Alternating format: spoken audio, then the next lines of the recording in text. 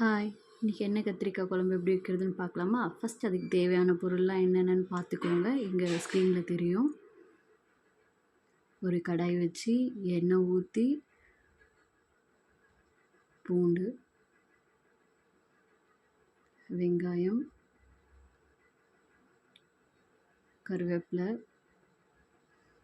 தேங்காய், தக்காளி அதோடு சேர்த்துக்கிட்டு எல்லாம் நல்லா வதக்கிட்டு கொஞ்சமாக உப்பு, ஏன்னா உப்பு சேர்த்துனா சீக்கிரம் வதங்கிடும். அந்த குழம்புக்கு தேவையான மிளகாத்தூள் எல்லாம் போட்டு வதக்கிட்டு ஆற வச்சுட்டு கொஞ்சமாக மிளகு, சீரகம் அரைச்சி எடுத்துக்கோங்க. இப்போ அதே கடாயில் எண்ணெய் ஊற்றி கடுகு, வெந்தயம், தாளிக்கிறதுக்கு கொஞ்சமாக வெங்காயம் அதெல்லாம் வதக்கிட்டு கொஞ்சம் ஒரு தக்காளி எடுத்துக்கோங்க.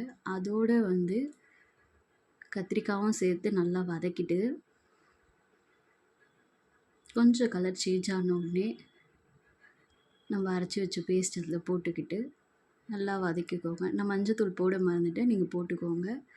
அந்த குழம்புக்கு தேவையான அளவு தண்ணி ஊற்றி நல்லா கொதிக்க வச்சு புளி ஊற்றிட்டு இந்த குழம்பு நல்லா கொதித்து எண்ணெய் பிரிஞ்சு வரும்போது நிறுத்திடுங்க. அவ்வளோதான்.